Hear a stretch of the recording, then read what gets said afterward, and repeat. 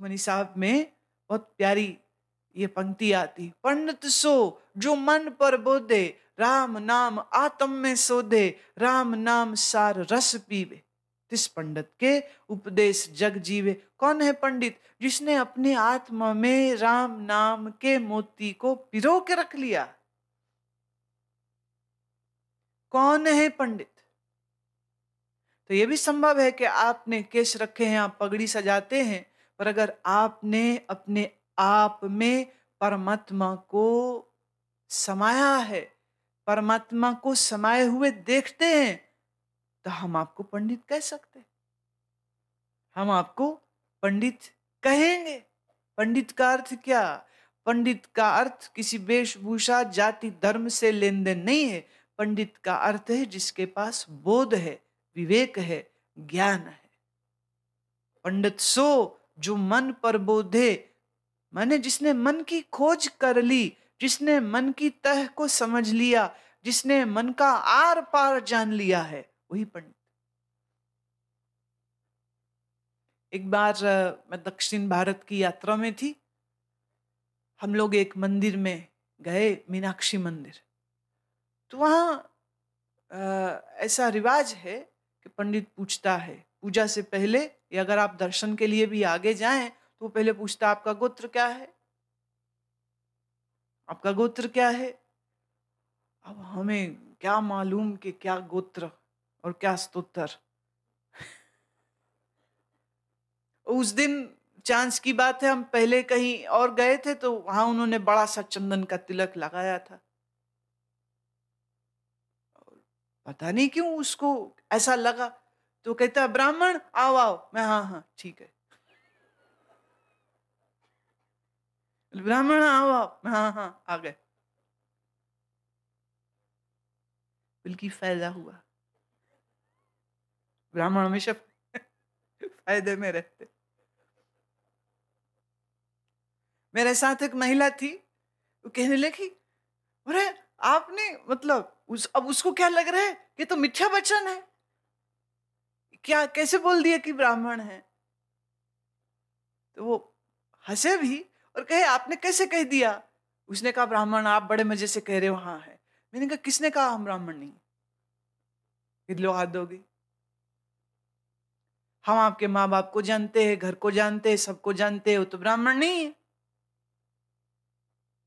मैं चक्कर ये है, तू जिनकी बात कर रही है वो तो सच में ब्राह्मण नहीं है, वो हम हैं। बोले वो कैसे, ऐसे कैसे? ब्राह्मण शब्द का अर्थ समझो। कौन ब्राह्मण? कौन होता है ब्राह्मण? ब्राह्मण सो जो बिंदे ब्रह्म, जो ब्रह्म की खोज कर ले, जो ब्रह्म का अनुभव कर ले, वही ब्राह्मण है।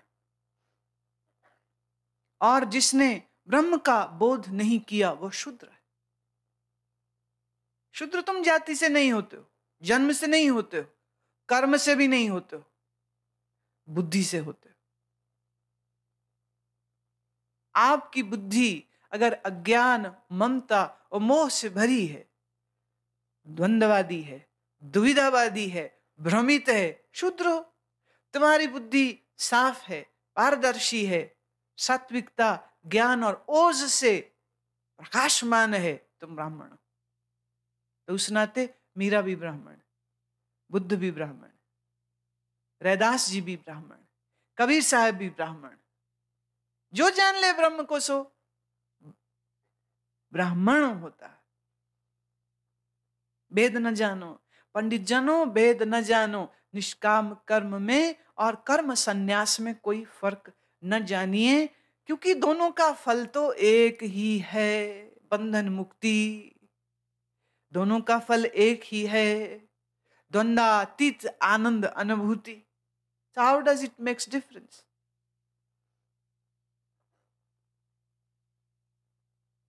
निष्काम कर्म के कर्म संन्यास, भगवान कह रहे हैं दोनों एक ही बात है। दोनों दिखते भले अलग हैं पर अलग है नहीं। एक मार्ग के अनुसार हम उसे कर्म संन्यास कहेंगे और दूसरी दृष्टि और विचारधारा के अनुसार हम उसी को निष्काम कर्म कहेंगे।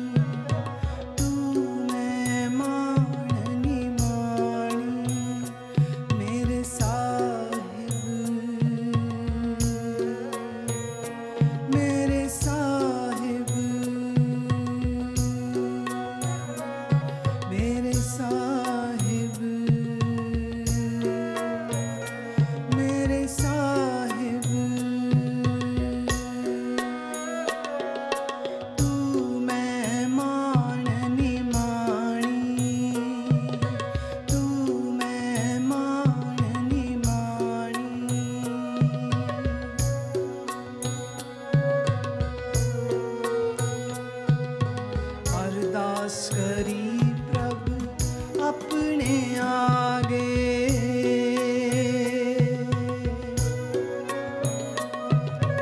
अरदास करी प्रभु अपने आगे, सुन सुन जीवा तेरी बाणी, तू मैं माननी माणी, तू मैं माननी माणी।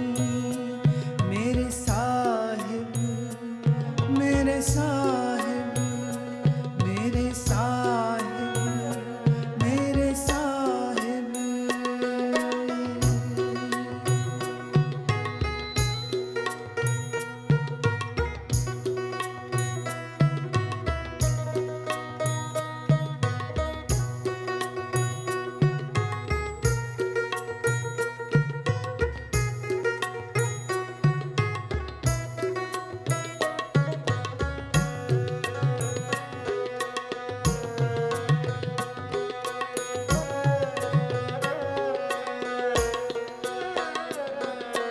तुद चितिया महा आनंदा, तुद चितिया महा आनंदा। जिस विसरे सो मर जाए, जिस विसरे सो मर जाए।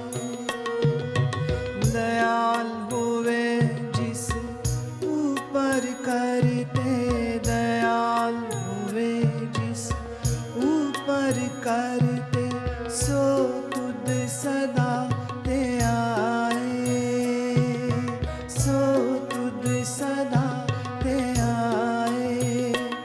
मेरे साहिब, मेरे साहिब, मेरे साहिब, मेरे साहिब। तू मैं माननी माणी, तू मैं माननी माणी, तू मैं माननी माणी, तू मैं माननी माणी।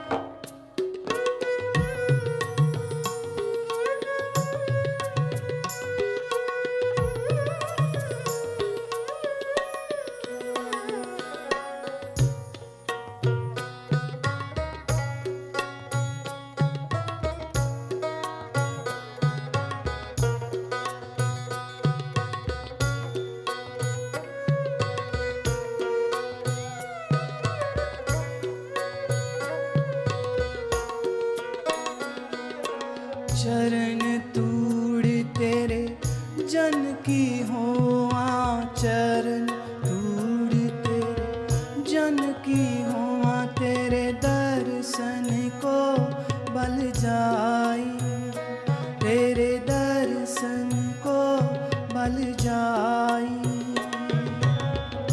अमृत बचन हृदय उतारी, अमृत बचन हृदय उतारी।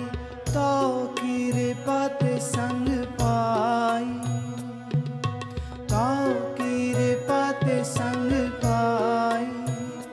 मेरे साहिब, मेरे साहिब, मेरे साहिब, मेरे साहिब। तू मैं माननी माणी, तू मैं माननी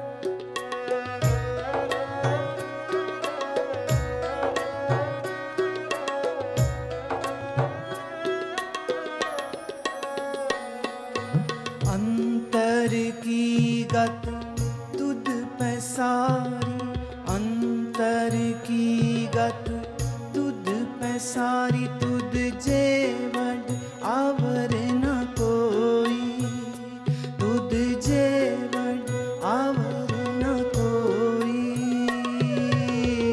जिसनु लाए लहे सो लागे जिसनु लाए लहे सो लागे भगत तुहारा सोई भगत तुहारा सोई मेरे साहिब मेरे साहिब मेरे साहिब मेरे साहिब तू मैं मान निमाणी तू मैं मान निमाणी तू मैं मान निमाणी मेरे साहिब मेरे साहिब मेरे साहिब मेरे साहिब तू मैं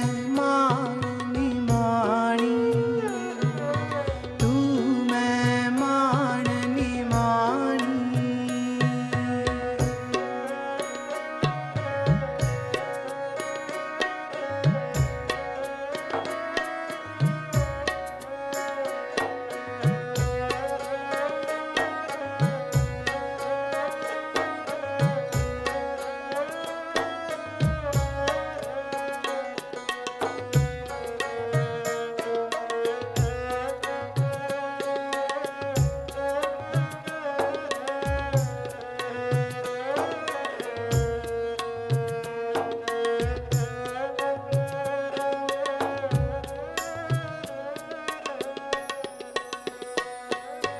दोई कर जो मांगो एक दाना दोई कर जो मांगो एक दाना साहिब तू ते पावा साहिब तू ते पावा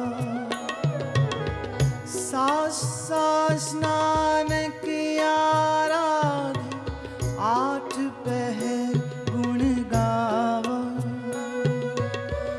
आठ पहर गुण गावा मेरे साहिब मेरे साहिब मेरे साहिब मेरे साहिब तू मैं मान निमाणी तू मैं मान निमाणी तू मैं मान निमाणी तू मैं मान निमाणी मेरे साहिब मेरे साहिब मेरे साहिब मेरे साहिब अरदास करी प्रभ अपने आगे सुन सुन जीवा तेरी बाणी सुन सुन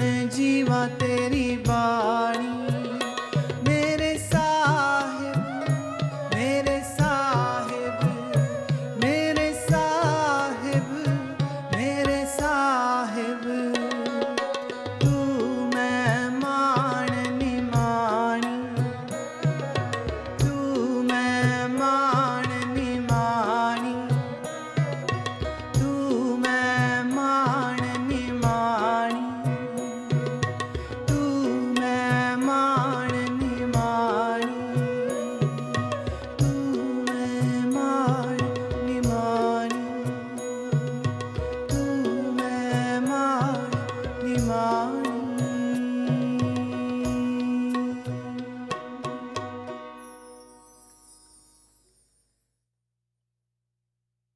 इस शब्द के भाव हैं कि प्रभु आपके चरणार वृंदों में प्रार्थना है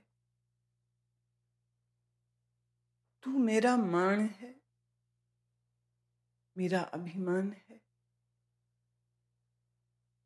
और मैं मान रहित रहूं और हूं। तू मेरा मान है। प्रार्थना है कि जीऊं तेरी वाणी को सुन सुन के जीऊं। मेरे चित्त में तेरा स्मरण रहे, और जब तक रहेगा मुझे मालूम है मैं आनंद में हूं। और यह भी जानते हैं कि अगर तुमसे बिछड़े तो सिवाय दुख के और कुछ नहीं होगा।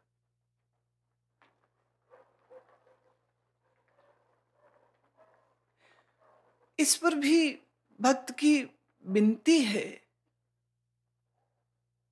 कि ये जो प्रसाद मिला है वह तेरी कृपा से मिला है, इसमें मेरी कोई योग्यता नहीं। जो ये सोचता है कि मेरी योग्यता से मिला है वो भक्त नहीं है।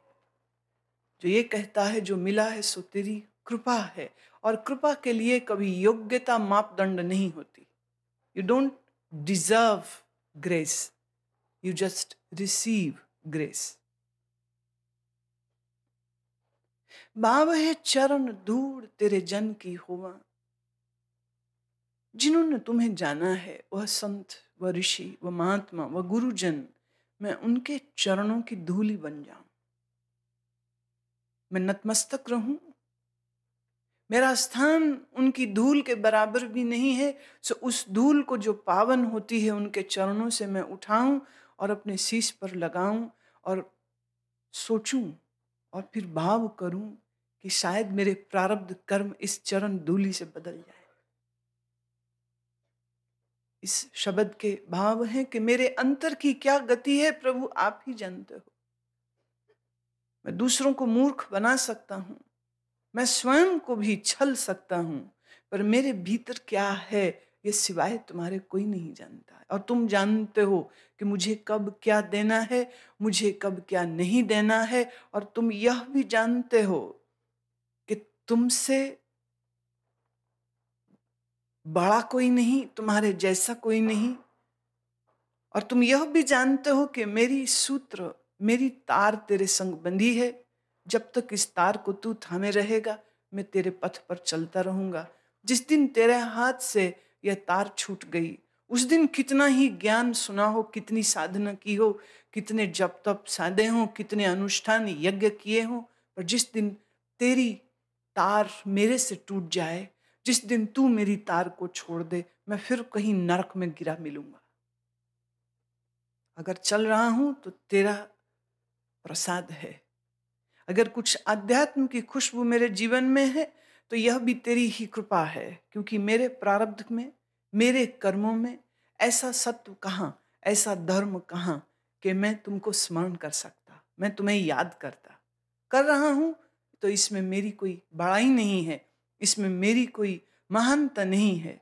जो दिया सो तुमने दिया है।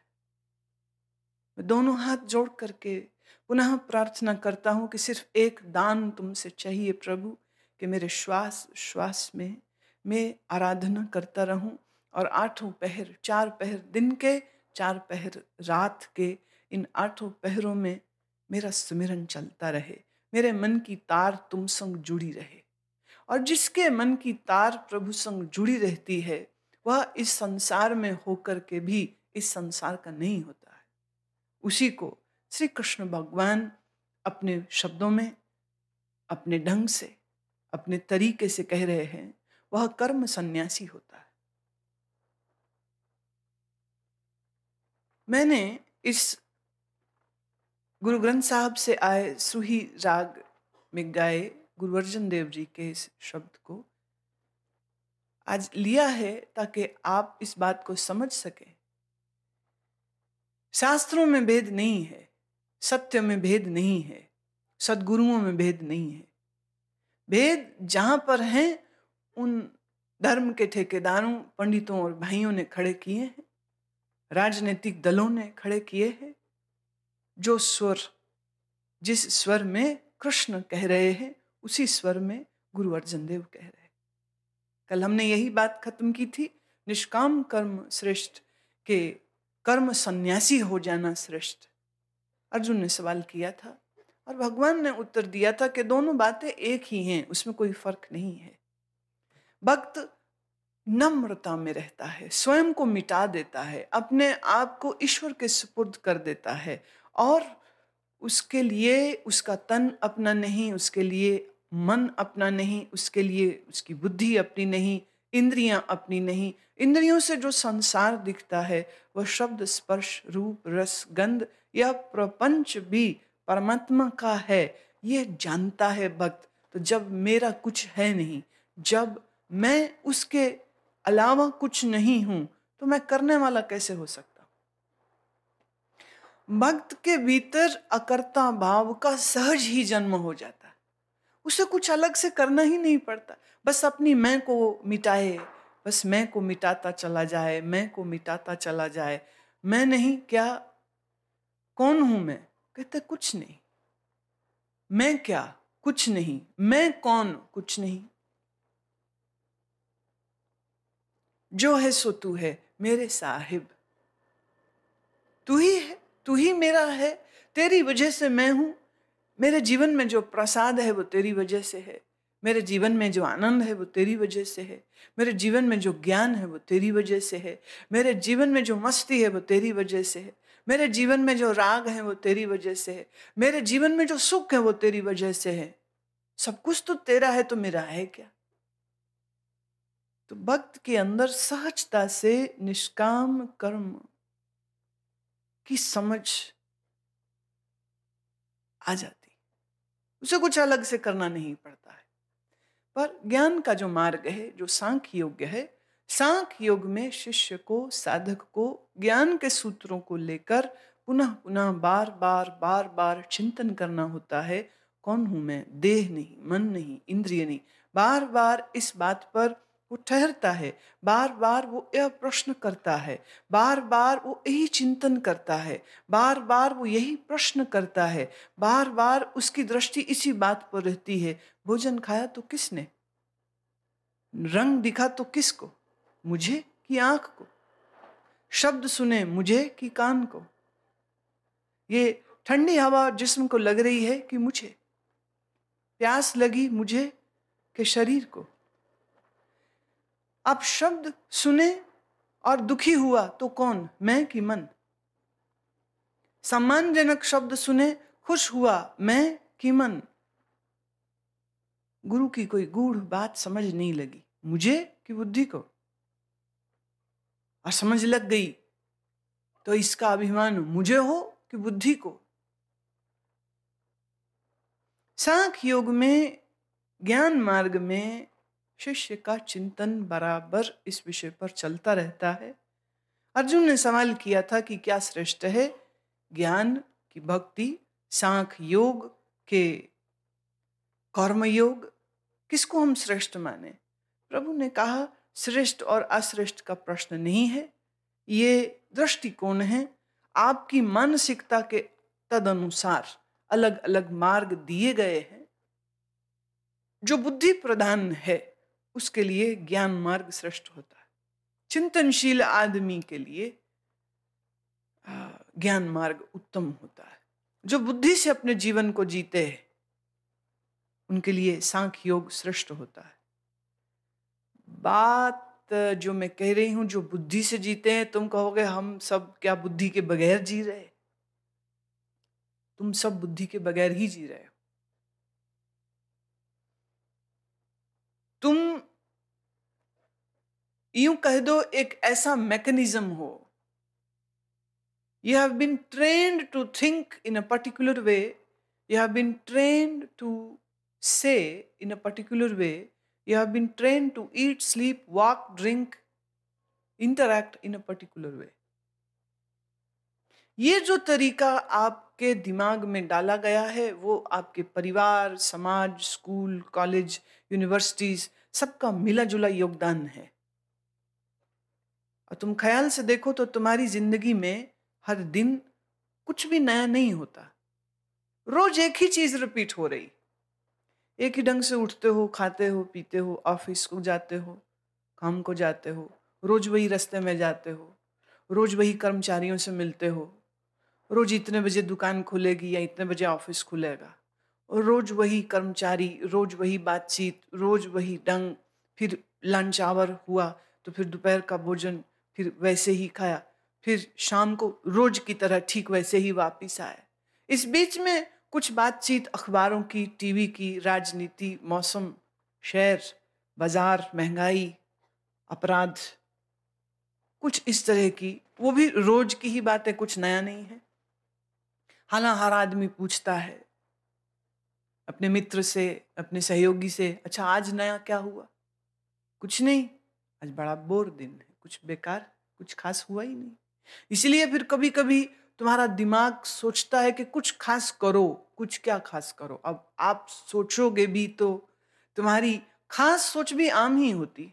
क्या करोगे? सिनेमा जाओगे, कोई नई बात नहीं है। क्लब जाओगे, कोई नई बात नहीं है। किसी होटल, किसी रेस्टोरेंट में खाने चले जाओ, ये भी कोई नई बात नहीं। घूमने के लिए किसी पहाड़ में चले जाओगे, ये भी कोई नई बात नहीं। एक मैकेनिज्म है। यूं समझिए तुम्हारे इस दिमाग के कंप्यूटर में जो चीजें डाल दी गई हैं, बस उसी के अनुसार तुम्हारा सारा जीवन चलता है। व्यवहार, स्वभाव, चुनाव, पसंद, नापसंद, सब एक ही सिस्टम से चल रहा है।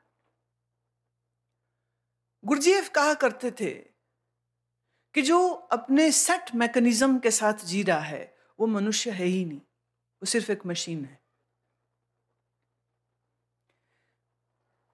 एक घर का अगर हम सीन लें तो एक माँ कह रही है बच्चों को कि देखो पापा आने वाले हैं। वो रोज की तरह तैयार हो रही है, चाय बना रही है, खाना बना रही है, रोज की तरह। रोज की तरह ही वो घर में आता है, कार पार्क करता है, भीतर आता है। रोज की तरह ही तू कैसा है, तू कैसा है, काम हो गया नहीं हो गया, चाय दे दो, सिर दुख रहा है, रोज की तरह ही। मैं थोड़ी देर लेटूंगा, रोटी अभी नहीं खाऊंगा, अच्छा थोड़ा घूम आते। रोज की तरह एक ही बातचीत हो रही।